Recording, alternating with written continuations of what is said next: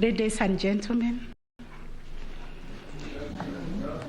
yes, this is the judgment of the court, which is delivered pursuant to Rule 23(1) of the Supreme Court Presidential Election Petition Rules 2017 in the presidential election held on the 9th August 2022.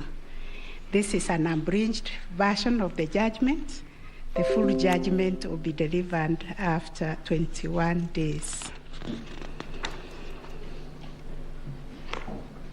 Kenya is a sovereign multi-party democratic state whose foundations are firmly spelled in the Constitution. The Kenyan people's quest for electoral reforms since independence is well documented. That notwithstanding, and even without going back to the pre-1992 era, every cycle of elections has been highly contested, with the exception of 2002. This speaks to a background of distrust of the administration of our electoral process. Informed by this setting, Kenyans made a decision to vest the Supreme Court with the jurisdiction to determine questions regarding the validity of a presidential election under Article 140 of the Constitution. The reactions following the declaration of results of the presidential election of 9th August 2022 shows that the Independent Electoral and Boundaries Commission, IEBC, has not yet garnered universal public confidence and trust in the internal management of the Commission and elections. On the 15th August 2022, 6 days after the general elections were held, Mr. Wafula Chebukati, the chairperson of IEBC, announced the following results. RAILA ODINGA, 6.942,930 votes, representing 48.85%. William Ruto, 7.176,141 votes, representing 50.49%. David Wahiga, 31,987, representing 0.23%. George Wajakoya, 61,969, representing 0.44%. Based on the aforesaid results, the chairperson of IEBC declared William Samoei Ruto the first respondent, the presidential candidate for the United Democratic Alliance Party, as the president-elect.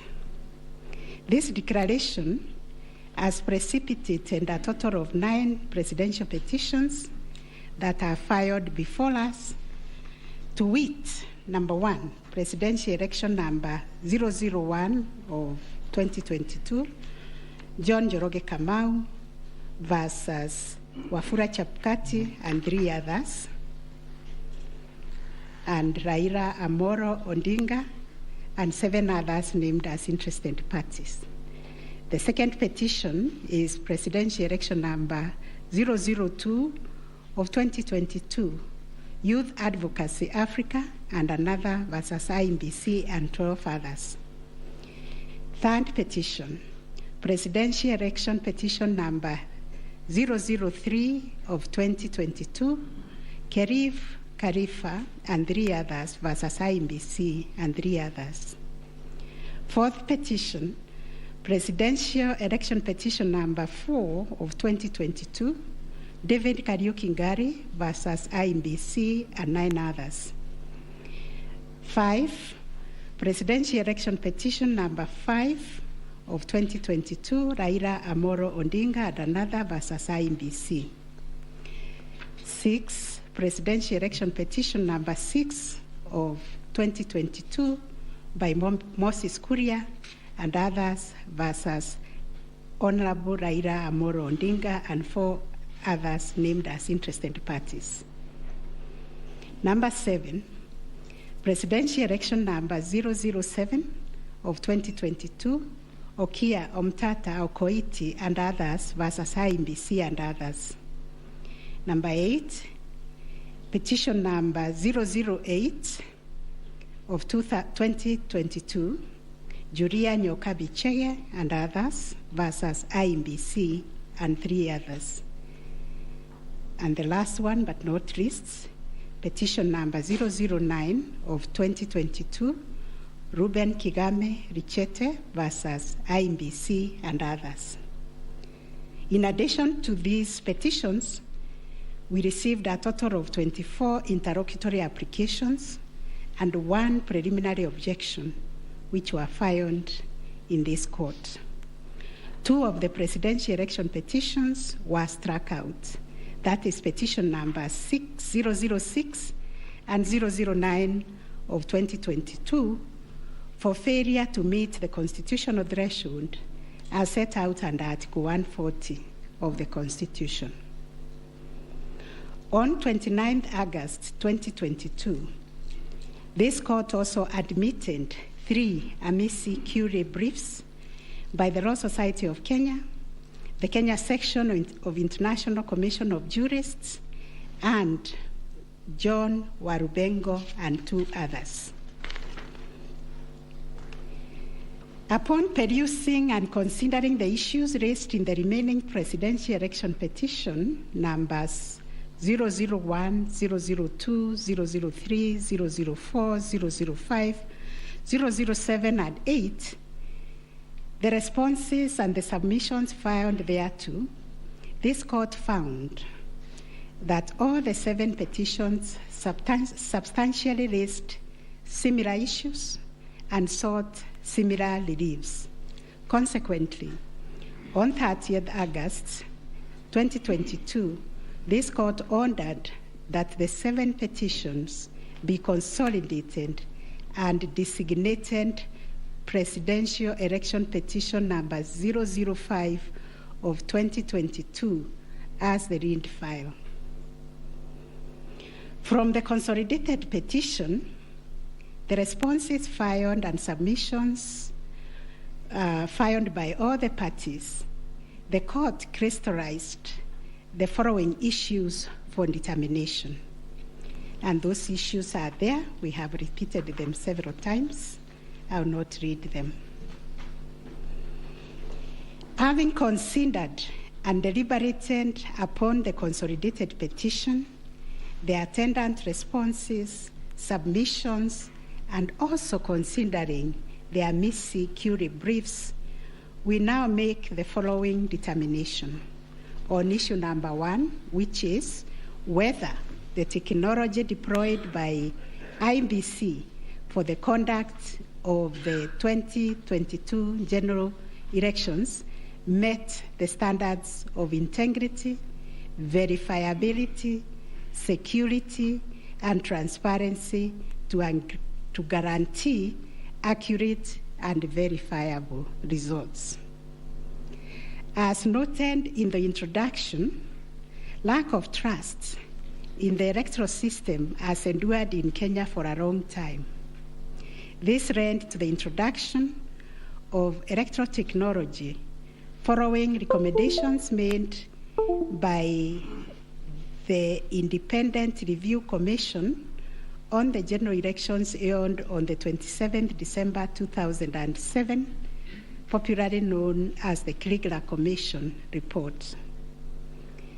That report recommended integration of technology into Kenya's electoral process for registration, identification of voters, and transmission of results. These were enacted in Section 44 of the Elections Act 2011. By this statute, IMBC is enjoined to adopt technology in the electoral process. As a consequence, the IMBC developed a technology known as Kenya Integrated Electoral Management System, KIMS, making Kenya's election process an hybrid as it employed both technology and manual processes. The first, third, and fourth petitioners in the consolidated petition challenge the technology used by IMBC during the 2022 general election. They plead that the manner in which technology was deployed and utilized fell short of the prescribed constitutional and statutory standards.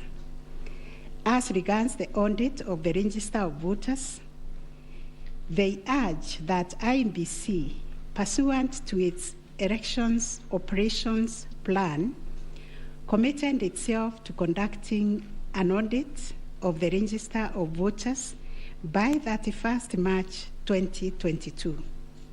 To the contrary, they arrange it only publicly availed the audit report on its website on 2nd August 2022, which was only 7 days to the elections.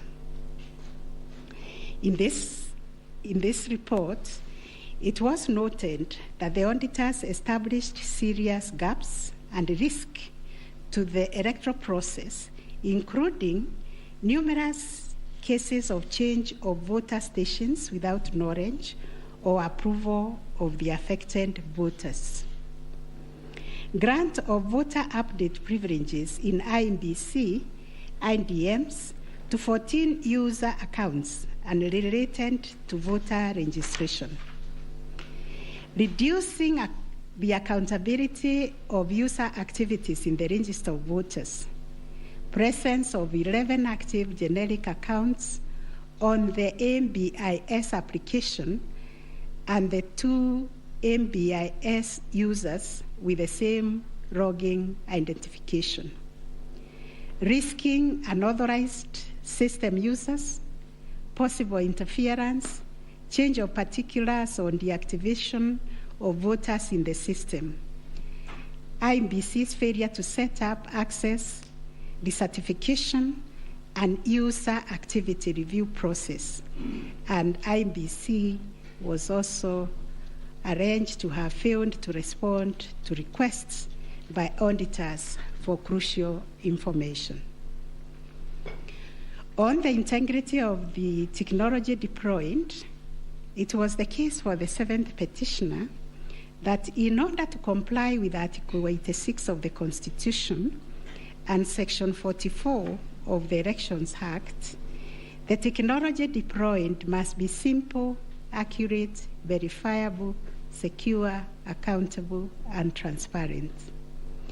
On the simplicity of technology, the seventh petitioner contends that the KIMS kit failed the tests as they were not easily usable by ordinary citizens without expert knowledge. They further assert that IMBC was expected to procure and put in place a technology necessary for the conduct of the general election at least 120 days before the election and ensure consultation with the relevant agencies, institutions, and stakeholders. Furthermore, the petitioners arrange that IMBC violated its constitutional duty by delegating the design, implementation, and conduct of the KIMS components of the election to a foreign company, Smartmatic International Holdings, BV. As a result, IMBC staff and the public did not have full comprehension of the KIMS components. They conclude, therefore, that IMBC abdicated and surrendered its role to conduct elections to Smartmatic, and that IMBC vigorously fought any attempt to subject Smartmatic's activities to accountability and transparency, including the safeguards required by Regulations 61, 69, and 75 of the Elections General Regulations 2012. In response, IEBC has submitted that the electoral system met the constitutional threshold, that all the necessary information was accessed only by the authorized persons. The information was accurate, complete, and protected from malicious modification, either by authorized or unauthorized persons. IEBC maintained an audit trail on activities related to information, and that the information was available and could be authenticated through the use of various security features. In further response, IEBC contended that they engaged KPMG on 7th April 2022 to conduct an audit of the register of voters, which was submitted on 18th June 2022. In addition, it issued a briefing on the report on 20th June 2022, summarizing the thematic areas therein and disclosing its findings as well as actions taken to remedy the issues identified. It also conducted its annual audit in compliance with Regulations 11 and 12 of the Election Technology Regulations 2017, and a certification of compliance issued to it on 3rd August 2022. IEBC relied on sworn affidavits by Michael Ouma, Moses Sunkuri, and Hussein Majan on 26th August 2022, which were to the effect that it published the interim report by KPMG on 8th June 2022 and embarked on remedial measures aimed at effecting the recommendations ahead of publication of the final report. It was ascertained that it could not publish the full final audit report, as doing so would compromise the integrity and security of the electoral technology system, considering the provisions of the Data Protection Act, which imposes a duty to protect the data of Kenyan voters. On the other hand, the first and second respondents urged that even if there was failure of technology, it did not vitiate the result of the presidential election.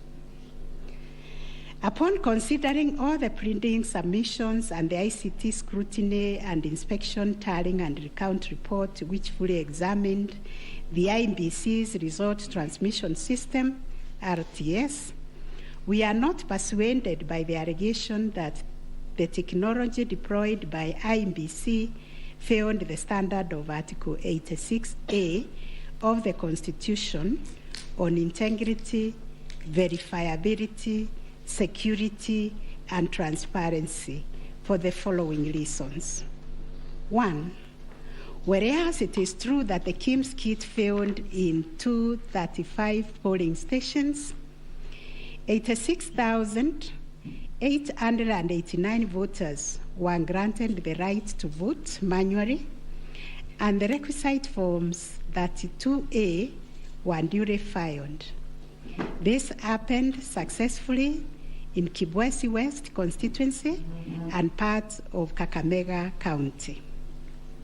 Two, while the audit report was released to the public 7 days before the 9th August election, the register of voters was used at the election without any apparent anomalies. Three, Smartmatic was procured to provide the necessary technological infrastructure, as IEBC did not have the capacity to do so.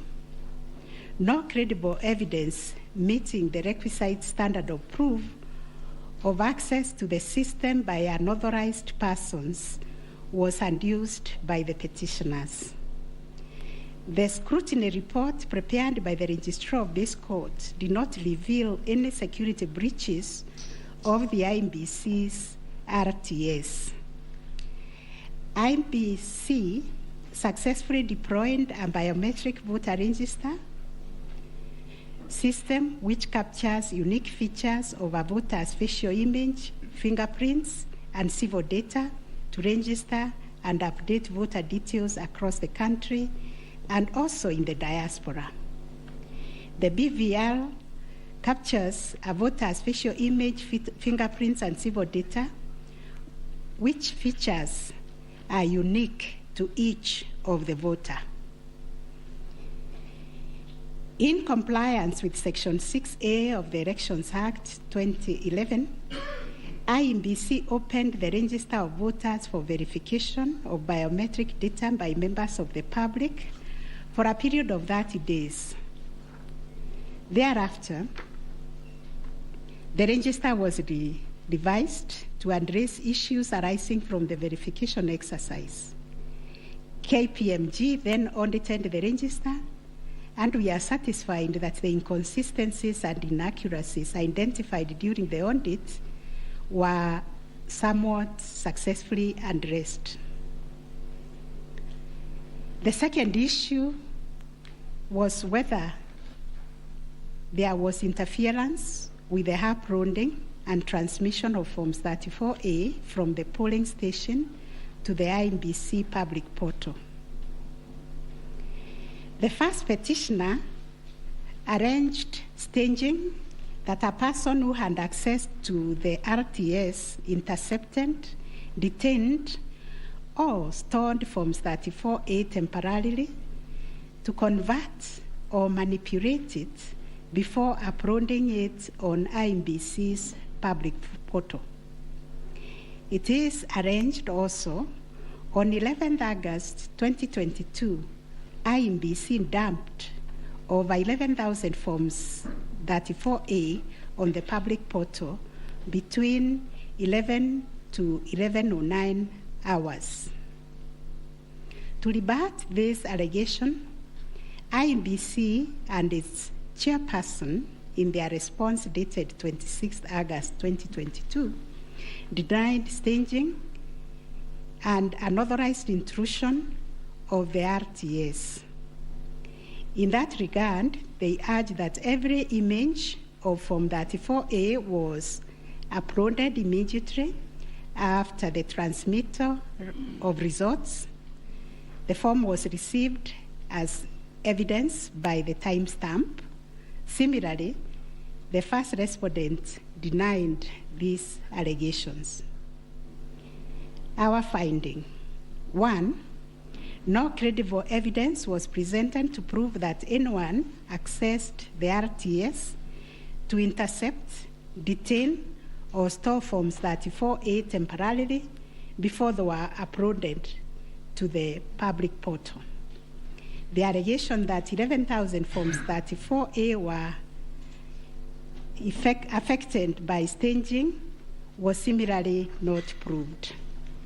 2, the allegation that IEBC, its officials and strangers used a tool to tamper with the Forms 34A before converting them to the portable document format, that is PDF, that eventually appeared on the public portal, was sufficiently explained when IEBC demonstrated how KIMS captured and transmitted the image of Form 34A. Accordingly, we dismiss that allegation. 3, during the ICT scrutiny, it turned out that the transmission logs produced in the affidavit of Justice Nyangaya were of no probative value. The registrar's report shows that the original Forms 34A from the contestant polling stations, which were allegedly intercepted, were exactly the same as those on the public portal, and the certified copies that were presented to this court pursuant to the provisions of Section 12 of this Supreme Court Act 2011. 4, regarding the allegation that the integrity of the public portal was compromised, this was disproved by evidence of consistent attributes such as unique timestamps, uniform PDF conversions at the polling stations, correct polling station mapping, and consistent KIMS reporting from verification to transmission of results. 6, the RTS was configured on a virtual platform network, VPN, and the SIM cards locked to a specific polling station. The server was also configured to accept results only from authorized and properly mapped KIMS kits. In our view, the petitioners failed to produce credible evidence to the contrary. 7, a review of some of the logs presented as evidence of staging showed that they were either from logs arising from the 2017 presidential election or were outright forgeries. In our considered view, there was no evidence of a man-in-the-middle server configured to the IEBC's VPN network, and no evidence was produced to show that the chairperson of IEBC and staff were part of the arranged conspiracy to stage the transmission process. 9, whether there was a difference between Forms 34A uploaded on the IEBC public portal and the Forms 34A received at the National Tallying Center and Forms 34A issued to the agents at the polling stations. On this issue, the first petitioner's case was that there was deliberate manipulation and tampering with Forms 34A, as demonstrated in the affidavits, to the effect that votes were being deducted from the first petitioner and being added to the first respondent. To support this petition, evidence was contained in the affidavits of Honorable Martha Karua, sworn on 21st August 2022, Celestine Anyango Opio, Arnold Ochieng Oginga, and John Mark Githongo, which was sworn also on 21st August 2022, and a further affidavit sworn on 28th August 2022. Dr. Nyangasi also swore an affidavit on 21st August 2022, and so was Martin Papa, to support that allegation of handing and subtraction of votes. On the other hand, IEBC and its chairperson urged that all Forms 34A transmitted to IEBC portal were not interfered with or manipulated. Further, that the Forms 34A signed at the polling station and issued to the agents were identical to the Forms 34A uploaded on the public portal and delivered to the National Tallying Center at the Bomas. It was contended that in any event, IEBC used the original physical Forms 34A to tally, verify, and declare the presidential election results. This court ordered scrutiny of the forms from the 41 polling stations outlined in the affidavit of Celestine Opio to ascertain the allegation of interference. And this is our finding. 1, there were no significant differences captured between the Forms 34A uploaded on the public portal and the physical Forms 34A delivered to Bomas that would have affected the overall outcome of the presidential election. B, no credible evidence was presented to support the allegation that Forms 34A presented to agents differed from those uploaded to the public portal. The report by the registrar of this court confirmed the authenticity of the original forms in the sampled polling stations. The affidavits of Celestine Opio and Arnold Ochieng Oginga, while containing sensational information, were not credible, as the registrar's report confirmed that all the Forms 34A attached to those affidavits and purportedly given to them by the agents at select polling stations were significantly different from the originals, certified copies, and those on the public portal. The purported evidence of Celestine Opio and Arnold Oginga, sworn in their respective affidavits, are not only inadmissible, but are also unacceptable. It has been established that none of the agents on whose behalf the forms were being presented saw any affidavit, that there is nothing to show that they had instructed both Celestine and Arnold to act for them. Yet the two have gone ahead to depone on matters that are not within their knowledge. This court cannot countenance this type of conduct on the part of counsel who are officers of the court. Though it is elementary learning, it bears repeating that affidavits filed in court must deal only with facts which an opponent can prove of his own knowledge, and as a general rule, counsel are not permitted to swear affidavits on behalf of their clients in contentious matters like the one before us, because they run the risk of unknowingly swearing to falsehood and may also be liable to cross-examination to prove the matters deponed. We must remind counsel who appear before this court, or indeed before any other court or tribunal, of the provisions of sections 113 and 114 of the Penal Code that swearing to falsehoods is a criminal offense, and two, that it is an offense to present misleading or fabricated evidence in any judicial proceeding.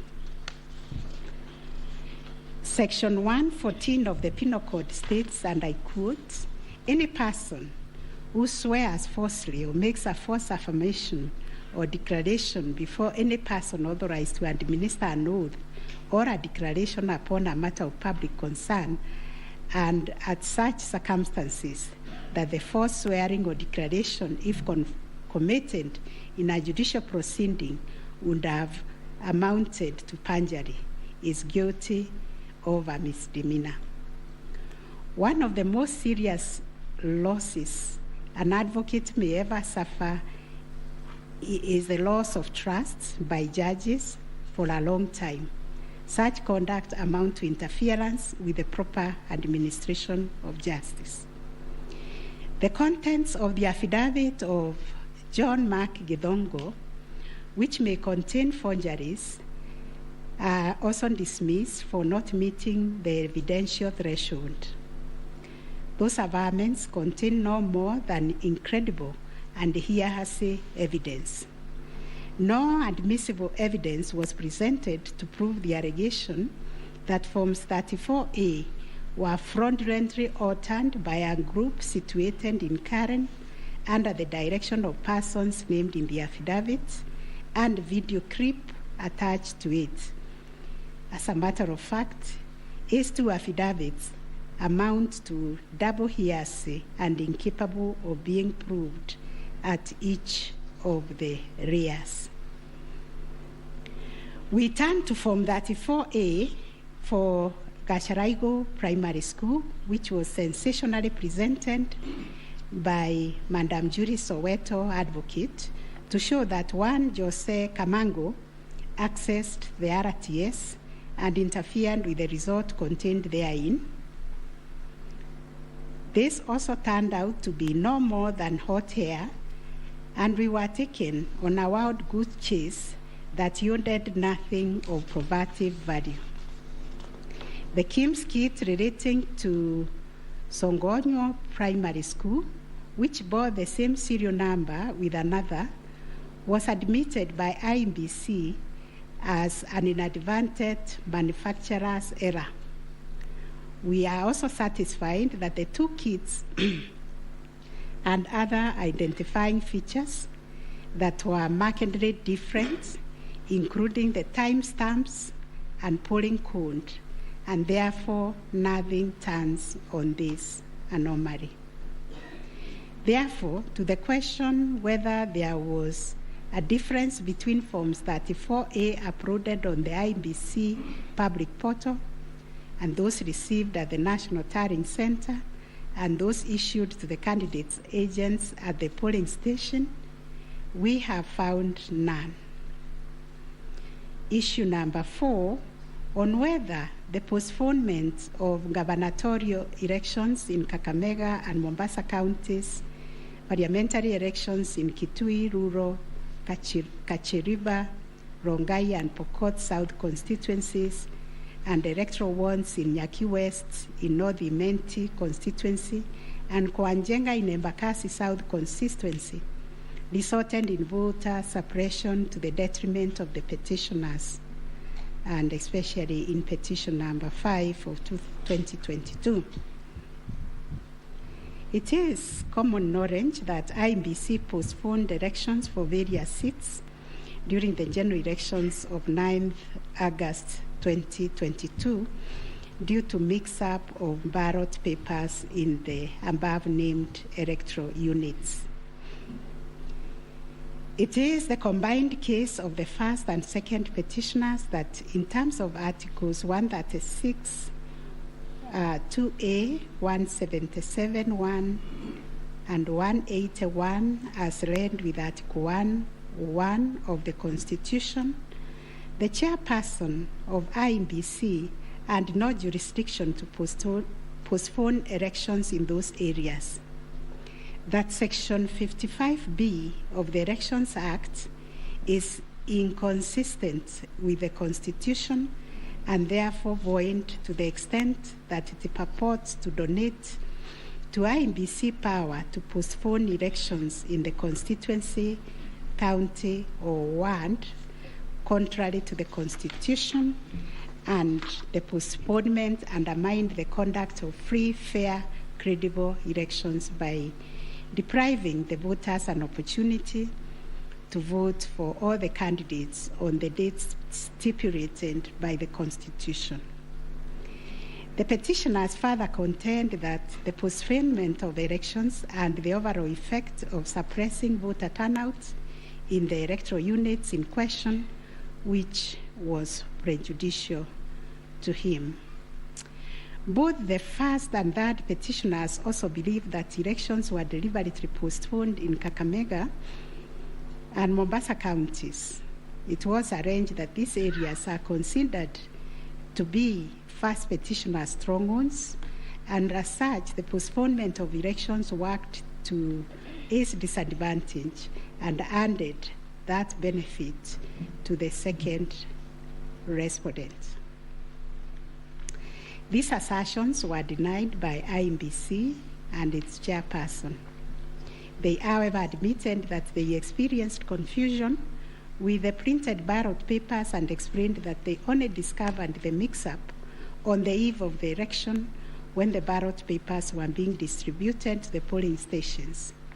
That as a practice, ballot papers can only be opened on the eve of the election day to avoid any mischief, and that by the time the mix-up was discovered, it was logistically impossible to print and replace the ballot papers in time for the elections.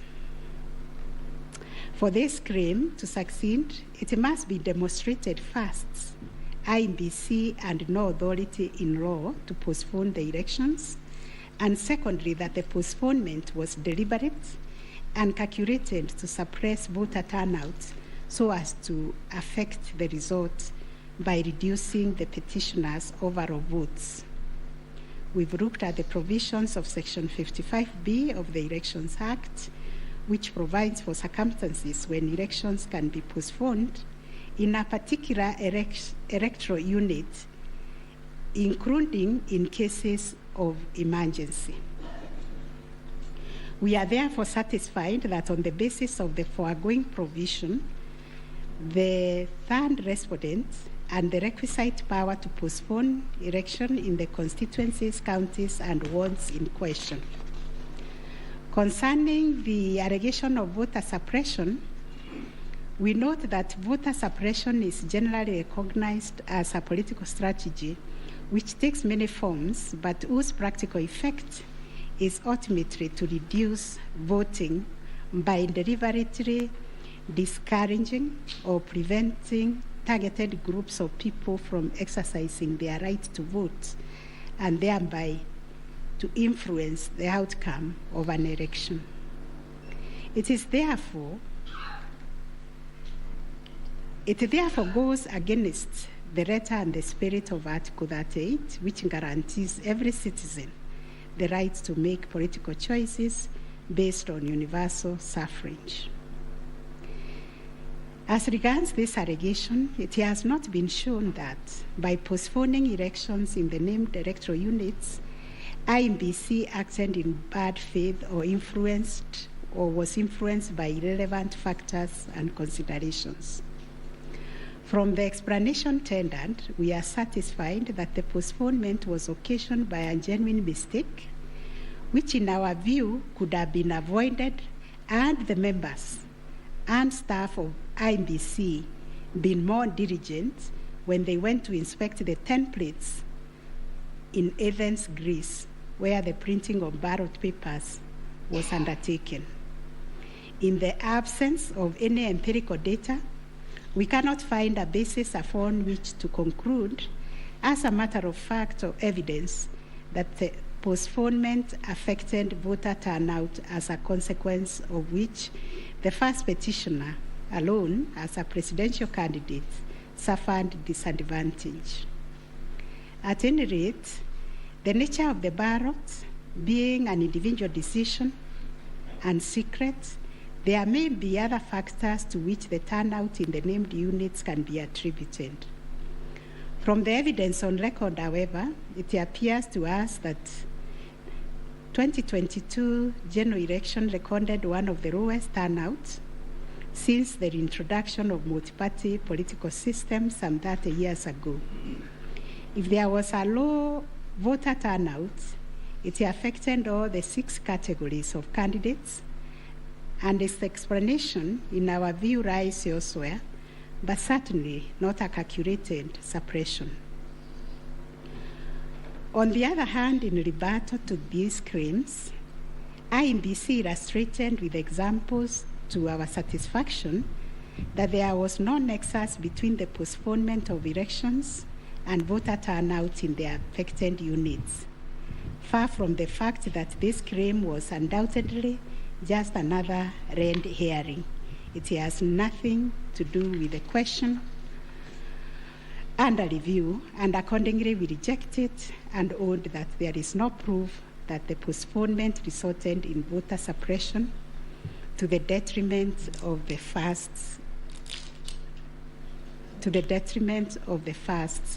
petitioner. Whether there were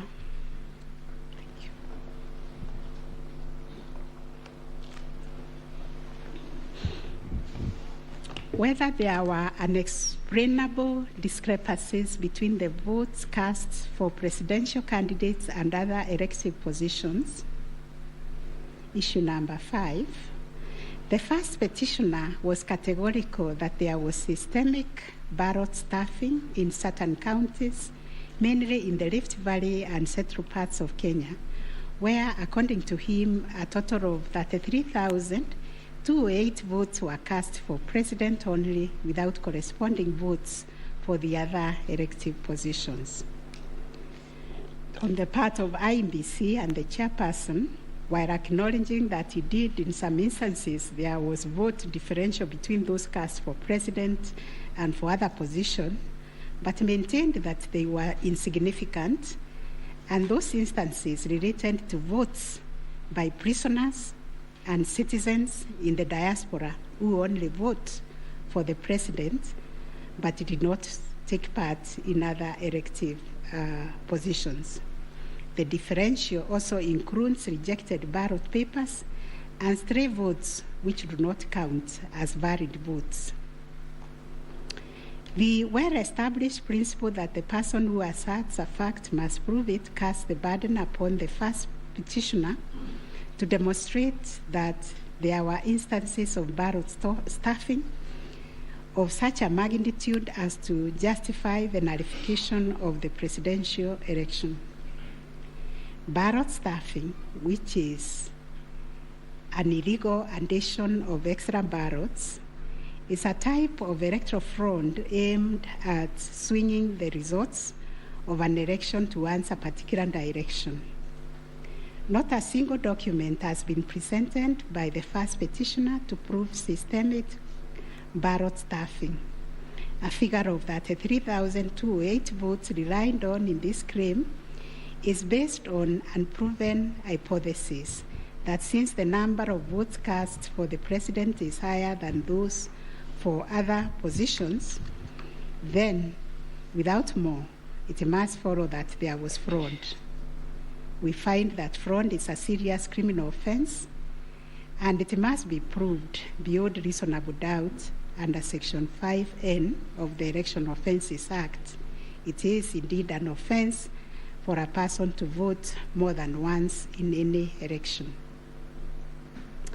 IEBC has provided a plausible explanation for the vote differential, citing categories of voters who only vote for the president, such as prisoners and Kenyans in the diaspora. There were an insignificant number of stray votes whose combined effect cannot justify nullification of the election. Finally, on this point, a general election in Kenya comprises of 6 different separate elections held concurrently on the same day.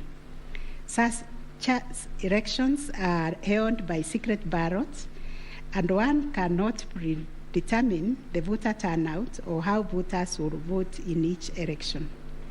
None of the parties has flagged anything so significant that it would have affected the outcome of the presidential election vis-a-vis the other 5 elections held on the same day. We find, therefore, there were no unexplainable discrepancies between the votes cast for the presidential candidates and other elective positions. On issue number 6, whether IEBC carried out the verification, tallying, and declaration of results in accordance with Article 138, 3C, and 138.10 of the Constitution. This issue arises from the printings in all the petitions as consolidated. Based on the said printings, the affidavits sworn in support thereof, and the written and oral submissions by parties, two viewpoints regarding the meaning, scope, and application of Article 138, 3C, and 10 of the Constitution have been advanced. On the one hand, the petitioners submit that pursuant to the foregoing provisions, the role of verifying and tallying of votes as received from polling stations countrywide is vested in the Commission as a corporate entity and not the chairperson of the Commission. It is their argument that the chairperson cannot undertake this task to the exclusion of other commissioners. They submit that the language of Article 138.3c does not envisage a situation where the chairperson can arrogate to himself unfettered authority to verify and tally the results at the National Tallying Center without involving the other commissioners. Such action, they contend, would not only be unconstitutional, but would be sufficient ground without more to nullify an election of a president-elect. In support of their argument, the petitioners cite the Court of Appeal decision in IMBC versus Mainakiai and 5 others as affirmed by this court in the case of RAILA 2017. The petitioners further submit that Regulation 87.3 of the Election General Regulations is unconstitutional to the extent that it purports to vest the power of verification and tallying in the chairperson of IMBC. On the other hand, the first, second, and third respondents submit that power to verify, tally, and declare results of a presidential election at the National Tallying Center is the exclusive preserve of the chairperson of IMBC. According to them, there is nothing unconstitutional about Regulation 87.3 of the Elections General Regulations. The said regulation the respondents submit makes no mention of commissioners other than the chairperson. At any rate, the respondents argue Article 138(3)(c) of the Constitution does not envisage a situation where it is the commissioners who personally undertake the task of verifying and tallying the results as entered into the thousands of Forms 34A. Such an undertaking would be humanly impossible, they submit. For good measure, the respondents submit that Section 11A of the IMBC Act provides that the chairperson and members of the Commission are responsible for the formulation of policy and strategy of the Commission and oversight. In their view, the Act does not contemplate a situation where commissioners would be directly involved in the verification and tabulation of presidential election results. The task of verification and tallying, as stated by the respondents, is executed by the staff of the Commission under the direction and supervision of the Commission Secretary, who in turn reports to the chairperson. As to whether the chairperson acted unilaterally in verifying and tallying the presidential election results at the National Tallying Center, the petitioners claim that he did. This is what happened.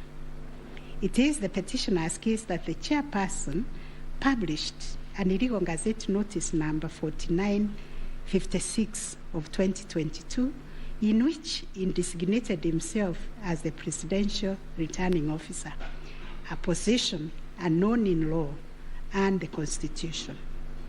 Having done so, the petitioners state that the chairperson proceeded to conduct the verification and tallying process to the exclusion of other commissioners, each of whom he had assigned territorial roles and related to the verification and tallying exercise. On his part, the chairperson of IMBC submitted that although he has the exclusive authority to verify and tally the presidential election results as received at the National Tallying Center, he did involve the other commissioners in the exercise before eventually declaring the final results. He submitted that he did this in the spirit of teamwork. The chairperson of IMBC states that indeed the 4 commissioners were involved in the preparation of the 9th August general elections from the time of their swearing into office all the way to the verification and tallying of results at the National Tallying Center until they withdrew from the exercise just when he was set to declare the final result. Having considered all the parties' submissions, we find that pursuant to Article 138(3)(c) of the Constitution, the power to verify and tally presidential election results as received at the National Tallying Center vests not in the chairperson of IMBC, but in the Commission itself.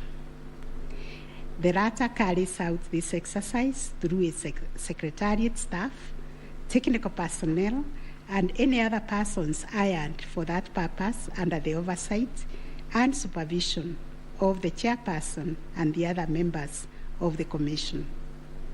In line with this court's decision in RAILA Odinga versus another versus IMBC and two others, as reported in 2017 Kenya Law Report, popularly known as RAILA 2017, and the Court of Appeal decision in IMBC versus Maina Kiai, we also find that the chairperson cannot arrogate to himself the power to verify and tally the results of a presidential election to the exclusion of other members of the Commission.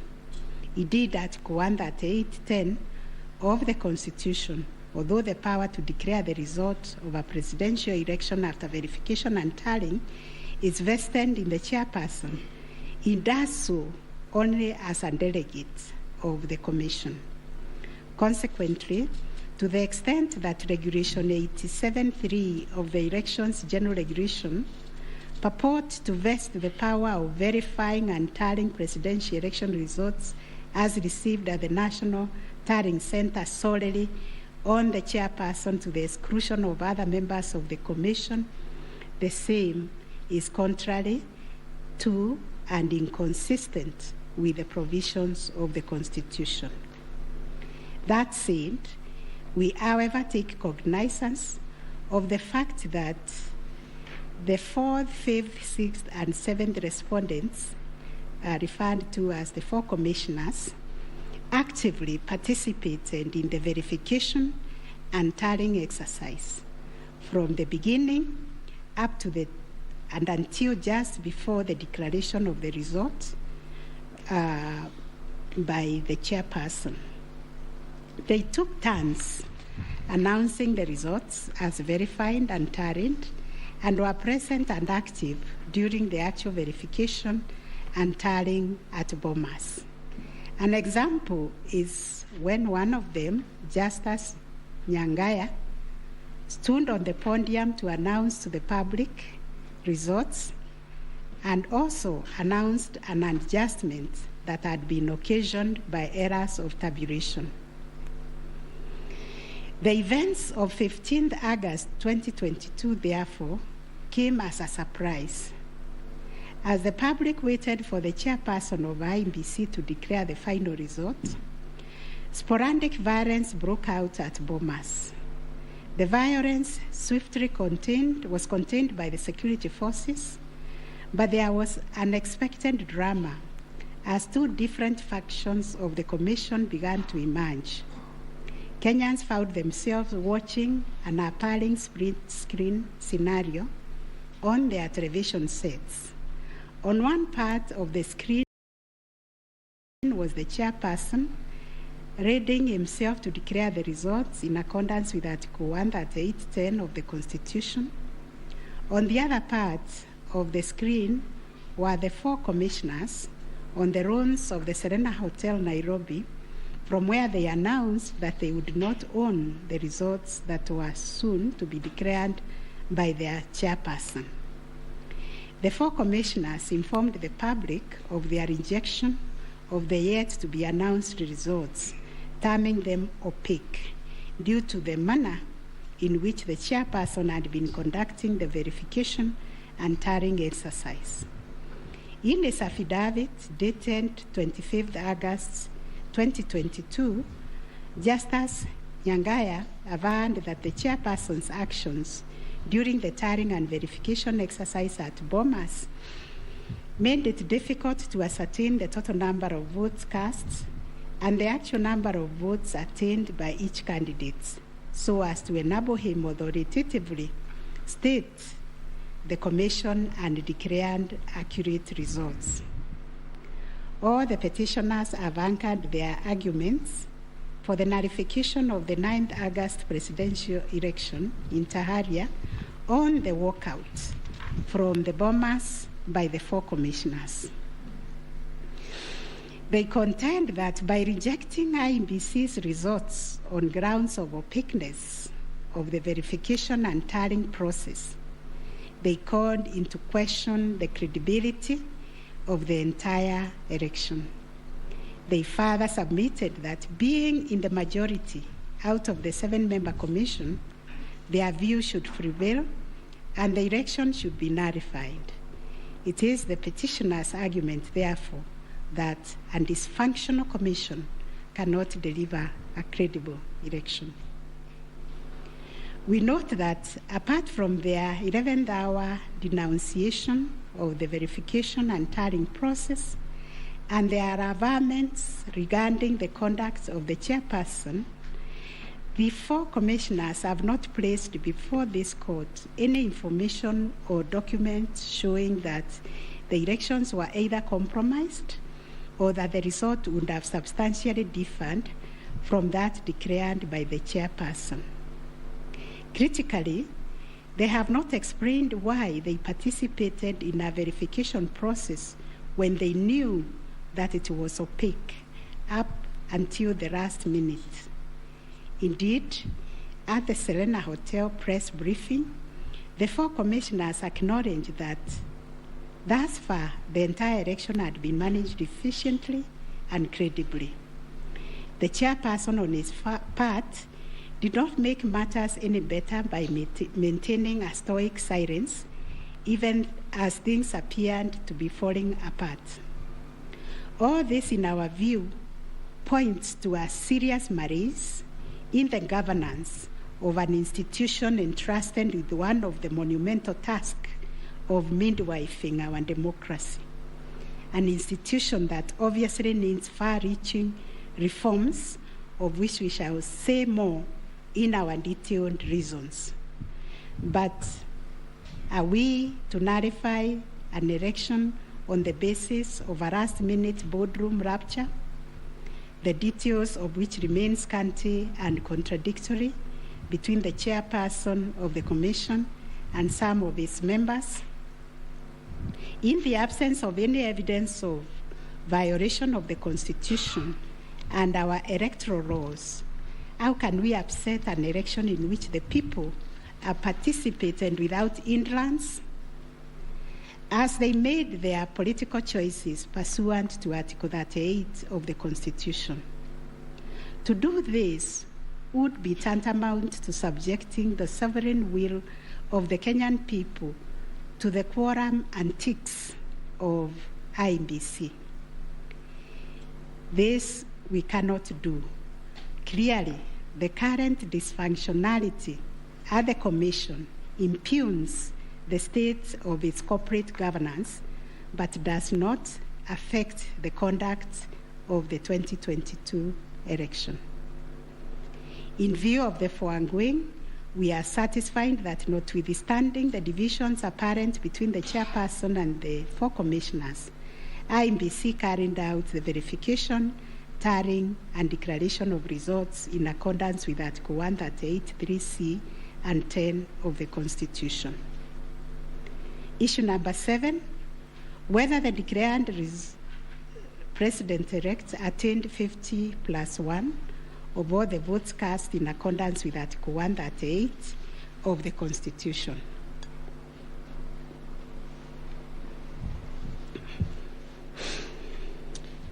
The first, second, and third petitioners averred that the first respondent did not garner 50%+1 of the total votes cast, and therefore did not meet the threshold provided by Article 138(4)(a) of the Constitution. They anchored their claims on the basis that in order to determine whether a candidate has attained 50%+1 of the votes cast, this ought to be calculated based on the total number of votes cast, excluding rejected votes. They argued that 50% of 14,353,165 votes, in their view, were the varied votes cast, which amounted to 7,176,582 0.77 votes. They therefore contended that by attaining 7.176141 votes, the first respondent did not meet the constitutional threshold to be declared president-elect.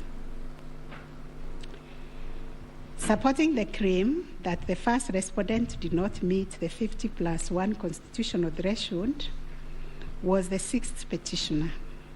His contention was founded on the backdrop of a press briefing issued by the chairperson of IEBC after the official closure of voting on 9th August 2022. According to the sixth petitioner, the chairperson of IEBC announced that the voter turnout was 65.4% of the total number of registered votes based on the verification of the KIMS kits which were functional during the process of voting. In addition, the sixth petitioner urged that the voter turnout of 65.4% did not include some 238 polling stations where the KIMS kit had malfunctioned, necessitating use of the manual register. It was therefore urged that the minimum number of votes cast could not be less than 14,466,779. Additionally, that this number was bound to increase once the number of votes from the areas that used the manual register were included. The sixth petitioner further claimed that a summation of the minimum number of votes cast and untallied manual votes would represent the actual voter turnout. In challenging the declaration made by the chairperson of IEBC, the sixth petitioner warned that the final tally, published in Form 34C, only accounted for 14,326,641 votes cast, including some 113,614 rejected ballots. The sixth petitioner contended that this tally did not factor in some 140,138 votes cast using the manual register. The sixth petitioner computed this number by subtracting 14,326,641 declared votes cast from 14,466,779 generated by the sixth petitioner as representing 65.4% of the voter turnout. Referring to the tallies in Form 34C, the sixth petitioner summed the number of votes cast for each candidate as follows: RAILA ODINGA, 6,942,193; William Ruto, 7,176,141; Wahiga Mwaura, 31,987; and George Wajakoya, 61,969, adding to a total of 14,213,027.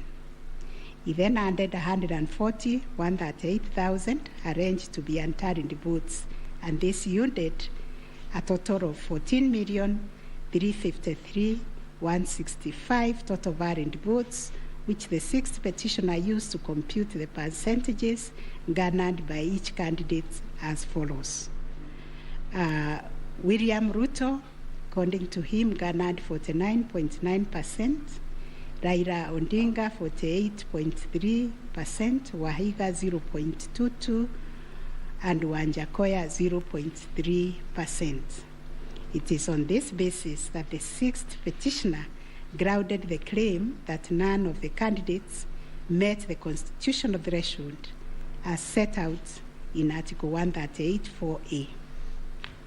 IEBC and its chairperson disputed the sixth petitioner's claim. They submitted that the declaration of results is based on the number of people identified as having voted on the KIMS kits and not the total persons on the voters' register as arranged. They contended that the final voter turnout comprising of the voters who were identified through the KIMS kits and those who voted manually was 64.76% and not 65.4% as arranged by the petitioners. They urged that the announcement earlier by the chairperson of IEBC on 10 August 2022 was immediately clarified during the same press briefing. And evidence of this correction was provided to this court in an affidavit of the first and second respondents in Presidential Election Petition number 7 of 2022. According to IEBC and the chairperson, 14,239,862 voters were identified using the KIMS kits, while 86,889 voters were identified using the printed voter register. Therefore, the total valid votes cast were 14,213,137, while the total number of rejected ballots were 113,614, constituting 14,326,751 total votes cast. They illustrated that the first respondent garnered 7.176141 votes against 14,213,137 total valid votes cast, yielding a percentage of 50.49 to meet the requisite constitutional threshold for a candidate to be declared president-elect. In the upshot, the percentage attained by each candidate was as follows: RAILA Odinga 48.84%, William Ruto 50.48%, Waiga Mwaure 0.22%, and John Wanjakoya 0.43%. IEBC and its chairperson also submitted that the KIMS kits malfunctioned in 235 polling stations, necessitating the use of the printed voter register.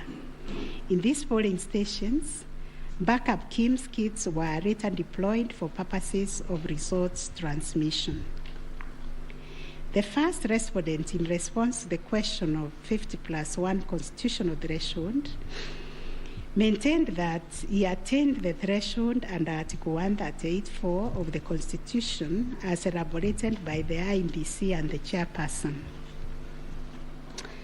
This court has considered the differing formulas and threshold arguments presented by various parties to this petition.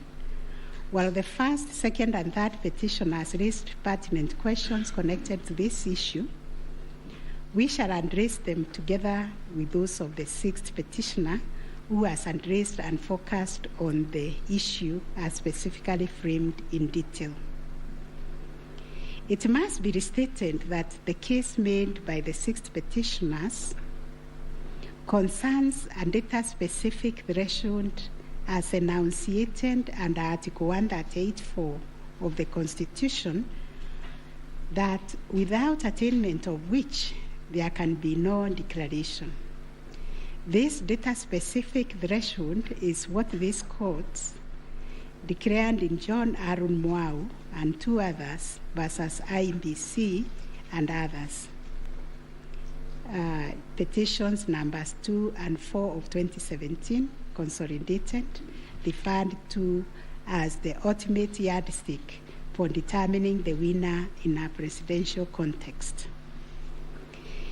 In RAILA Odinga and 5 others versus IEBC, petition number 5, 3, and 4 of 2013, this court asserted that rejected ballot papers do not constitute a vote cast to be included in calculating the final tally in favor of a presidential candidate. We are not persuaded by amicus curiae's brief, that is Law Society, who attempted to persuade us to consider our position on this finding. We reiterate that rejected votes cannot be taken into account when calculating whether a presidential candidate attained 50% plus one of the votes cast in accordance with Article 138(4) of the Constitution. Similarly, in the same RAILA 2013 case, the court further laid down the parameters of burden and standard of proof in electoral disputes. More specifically, the burden and standard of proof required in disputes challenging the outcome of a presidential election. And this is what the court said, I quote, "In the case of data-specific electoral requirements, such as those specified in Article 138(4) of the Constitution, for an outright win in the presidential election, the party bearing the legal burden of proof must discharge it beyond any reasonable doubt." The question that follows was whether the petitioners challenging the attainment of 50% plus one constitutional threshold and the computation by the sixth petitioner in general met the standard of proof settled by this court in RAILA 2013 case. The premise of the sixth petitioner's percentage computation was a press briefing made by the chairperson of IEBC on 10th August 2022, when the evidential burden shifted to IEBC and its chairperson, as it does in election cases.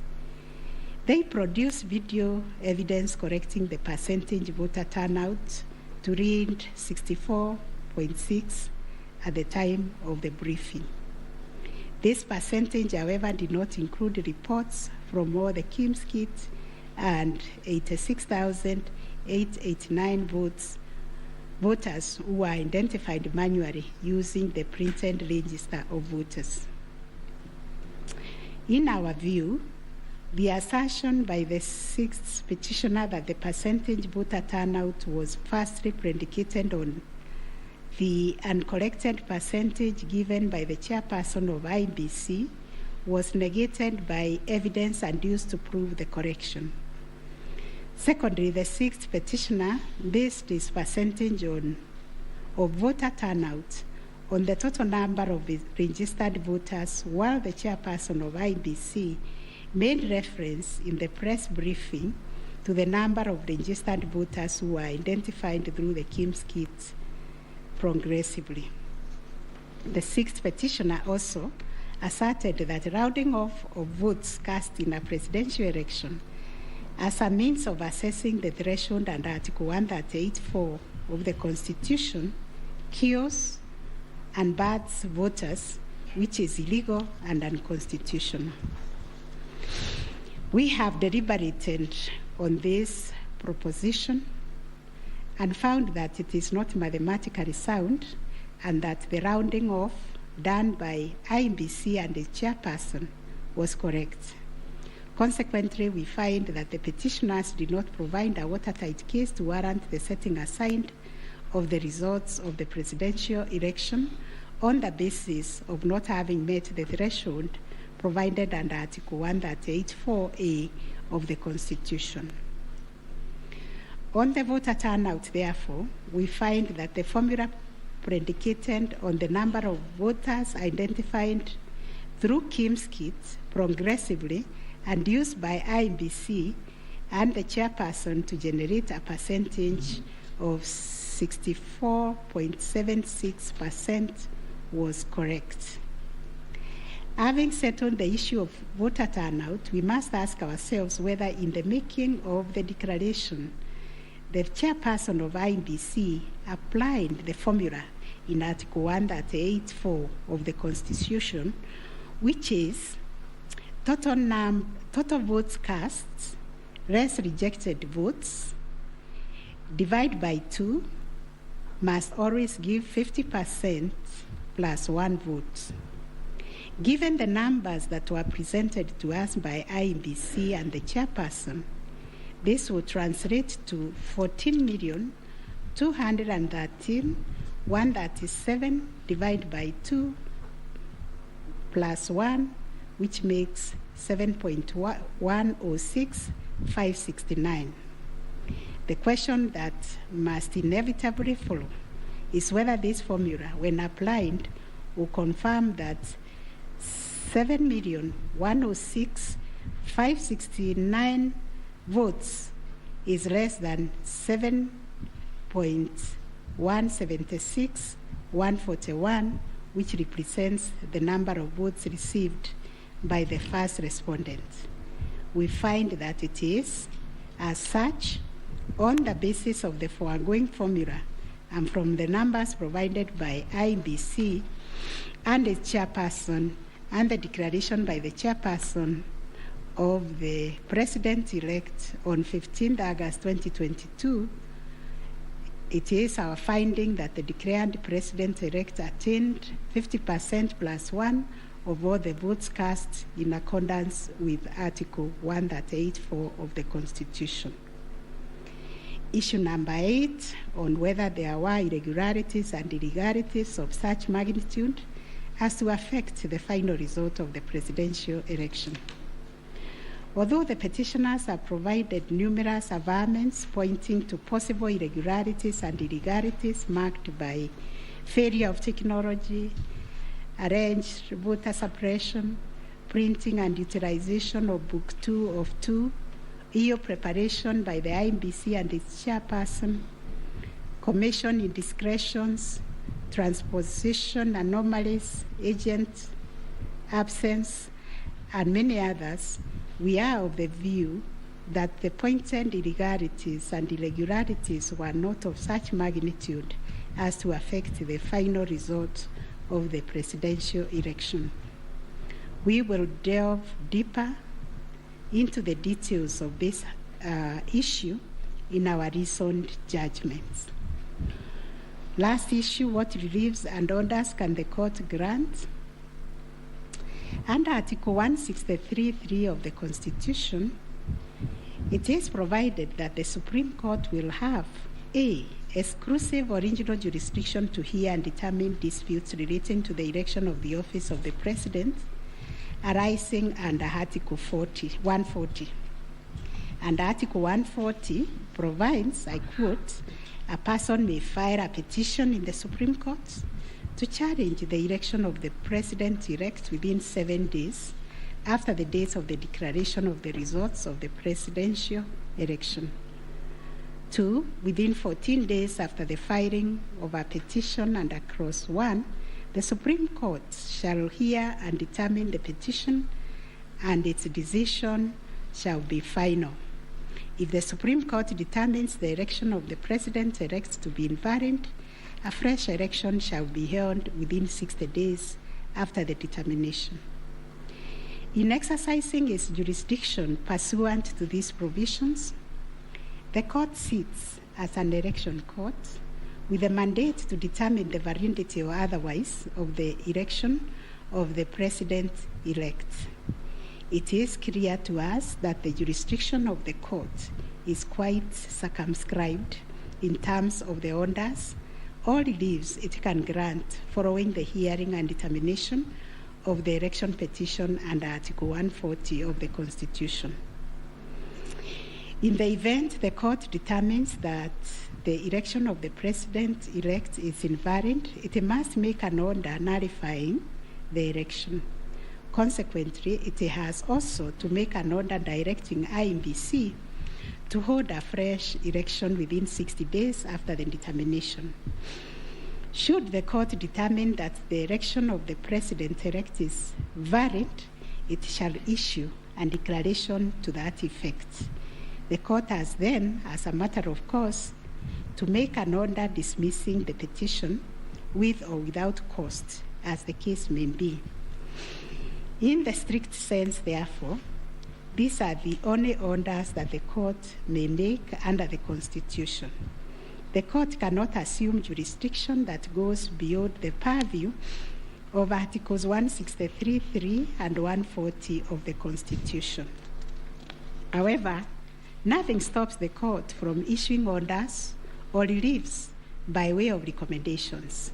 Indeed, since 2013, this court has issued many recommendations arising from the determination of 3 petitions challenging the election of the president-elect. The recommendations are meant to improve our electoral landscape and hence aid in the development of our democracy. In this regard, this court has been greatly aided by the contributions also of the amici curie, and the court places a heavy premium on those briefs that were filed and those which were admitted. The final orders made by the courts. This is a unanimous decision of the court, and we make the following orders. 1, the presidential election petition number E005 of 2022 as consolidated with the presidential election petition numbers E001, 2, 3, 4, 7, and 8 of 2022 are hereby dismissed. As a consequence, we declare the election of the first respondent as president-elect to be valid under Article 143 of the Constitution.